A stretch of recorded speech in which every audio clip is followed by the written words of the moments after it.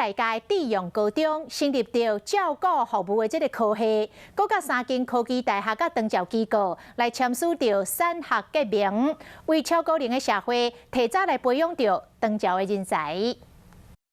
有大家见证，智用高中校长和3间大学代表做伙签联名合作，未来除了结合香港科大、中大科大，佮有原培艺术科大资源，迈和长期教会机构合作，做伙办照顾服务科，希望为高中就开始栽培专业的人才。一方面可以提升人才培育的质量。学校特别打造居家照顾的教室，内底有规划有模仿长期教会病床、居家空间和专业的辅导设备，让学生会当家己动手操作。我们希望培养出来我们的学生，未来都是长照人才的管理人才。照顾服务科预计伫咧9月开课，学校会辅导学生摕到专业的证照，出业了后会当优先录取3间科大科系，期待会当栽培这方面的女侪人才。